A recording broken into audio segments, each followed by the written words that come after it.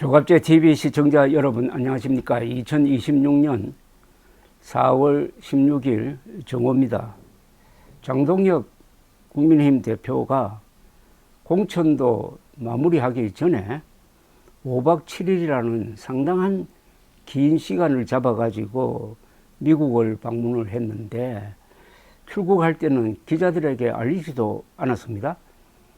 또 미국에서 무슨 활동을 하는지는 따라간 사람이 사진을 올려서 비로소 알려지기도 하는 등 괴상한 행동을 하고 있다가 오늘 워싱턴에서 기자들과 간담회를 했는데 여기서 하는 이야기도 아무런 구체성이 없어가지고 뉴스거리가 없습니다.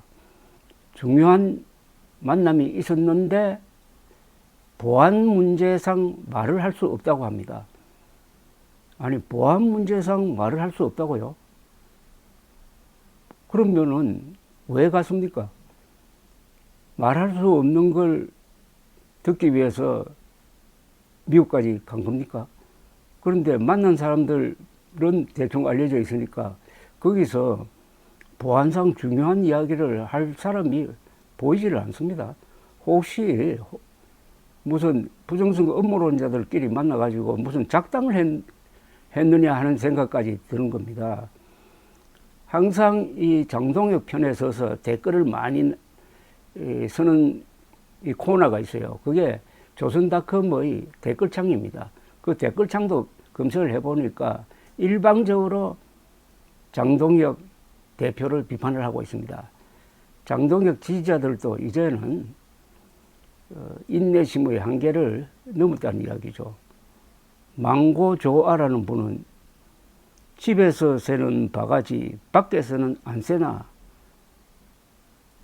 라는 말대로 말 안 해도 핫바지가 하는 짓이 뻔할 테니 관심이 없다. 다만 국민 혈세로 가서 공짜 여행을 한 건데 비즈니스로 갔나 퍼스트 클래스로 갔나 그것만 밝혀라. 여기 우리나라 속담 중에 유명한 속담이 하나 인용됐네요. 집에서 새는 바가지 밖에서도 샌다. 국내에서도 새는 바가지 미국에 가니까 더 샌다는 거죠. 또 한 사람이 있네요. 상마을이라는 사람이 쓴 댓글인데 참 답답한 사람이네. 지금 자신이 무슨 일을 해야 하는지도 모르는 것 같다. 비난받는 것 자체가 문제가 아닌가? 잘했으면 비난하는 사람들을 오히려 국민들이 욕했겠지. 열심히 잘 살자는 필명을 가진 사람은 이렇게 썼습니다. 이러니 욕을 먹어 마땅한 것 아닌가? 이 시점에 방미를 해서 중요한 거 보여준다고 그랬지. 근데 왜 개별적으로 이야기를 하지? 기자들 다 모아놓고 성토해야 하는 것 아닌가? 이러니 당비로 놀러 갔다 하는 것 아닌가? 무능한 자. 오늘 장동혁 대표가 한 이야기 중에는 말도 아닌 이야기가 너무나 많습니다. 중요한 게 있는데 보안상 말 못하겠다. 또 앞으로 의견이 다른 사람들을 상대로는 개별적으로 만나서 이야기하겠다.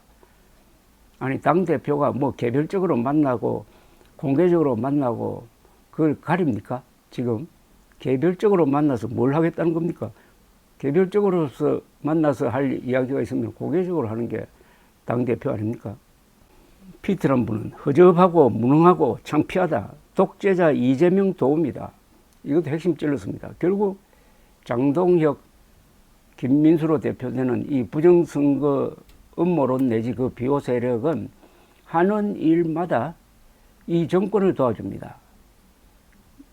윤석열까지 포함하면은 이 친윤 세력, 부정선거 음모론 세력이 지난 1년여 동안 한 거는 자신들을 희생시키면서 일종의 상할신 승인해가면서 이재명 대통령 만들기, 그리고 민주당이 이번에 지방선거에서 압승하도록 만드는 그 역할을 하고 있습니다. 그럴 수밖에 없는 것은 이들이 극우 세력이기 때문입니다. 극우 세력은 헌법과 사실과 상식을 부정을 합니다. 무책임하고 무능합니다.